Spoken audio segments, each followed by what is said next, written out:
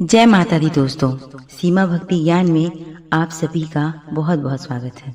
आज हम सब सुनने वाले हैं औसान माता की बहुत ही प्यारी कहानी। कहानी पसंद आए तो वीडियो को लाइक करिएगा, कमेंट में जय माता दी लिखिएगा और अगर आप नए हैं तो चैनल को सब्सक्राइब करना न भूलिएगा। गांव में एक औरत रहती थी। वह औसान माता की बहुत बड़ी भक्त थी और औसान माता की कृपा से उसके पास किसी चीज़ की भी कमी नहीं थी।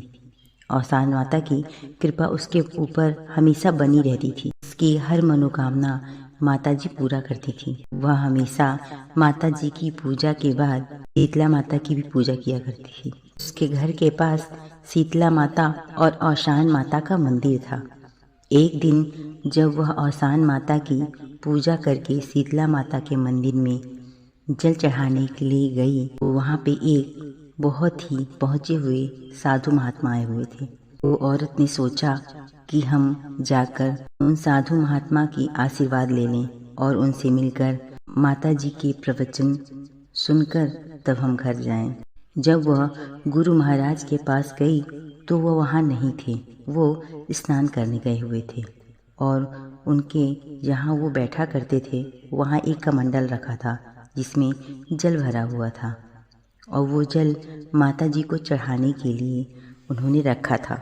और उनके कुटिया के पास एक नीम का पेड़ था। उस नीम के पेड़ के ऊपर एक गौरैया बैठी हुई थी। वो गौरैया बहुत प्यासी थी। उसने आकर साधु जी के कमंडल से अपनी चोंच डालकर पानी पीकर अपनी प्यास बुझाकर उड़ गई। तो ये सारा वो औरत देख रही थी। जब साधु जी आए और कमंडल उठाकर जल चढ़ाने के लिए जाने लगे तो वो औरत ने कहा कि ये जल तो गौरैया ने चुठार दिया है और इस जल को आप माता जी को मत चढ़ाइए। ये सुनकर साधु जी बहुत ज़्यादा गुस्सा हुए और गुस्से में आकर उन्होंने गौरैया को श्राप दे दिया और उन्होंने कहा कि तुम्हारी प्यास कभी भी नहीं बुझेगी, चाहे तुम कितना भी पानी पी लो। यह सुनकर वो औरत ने मन ही मन सोचने लगी कि मेरी वजह से उस नन्ही चिड़िया को साधु जी ने श्राप दे दिया। उसकी कोई गलती भी नहीं थी क्योंकि वो तो अनजान है। और वो चिड़िया साधु को ऐसे ही देखती रही। कुछ देर बाद वो चिड़िया जाकर पानी पी और वो पानी पीने के बाद उसकी प्यास नहीं बुझी। तो वो औरत सोचने लगी मेरी वजह से श्राप मिला है, इसके लिए मैं क्या कर सकती हूँ।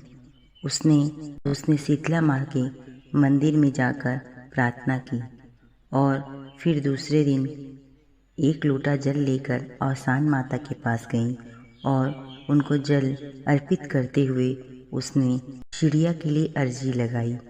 उसने कहा, हे माता जी, उस नन्ही चिड़िया की क्या गलती है? वो तो चिड़िया है और उसे प्यास लगी थी। हे माता जी, उसके ऊपर कृपा कीजिए और जो साधु महात्मा ने श्राप दिया है उससे उसे मुक्ति दीजिए।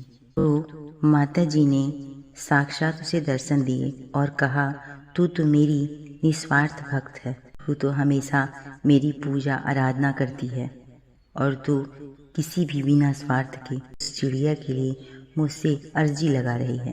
तुम इस लोटे का जल लेकर जाके गौरैया को दे दो और उसके बाद उसका श्राप हट जाएगा। उस औरत ने उस जल को माता जी को थोड़ा अर्पित किया और फिर शीतला माँ के मंदिर में गई जहाँ पे वो नीम का पेड़ था और वो जल शीतला माँ को थोड़ा सा अर्पित किया और फिर उस नीम के पेड़ के नीचे गई जहाँ गौरैया बैठी हुई थी और उस लोटे का जल नीचे रखा और कहा कि हे गौरैया, आओ और अपना जल ग्रहण करो।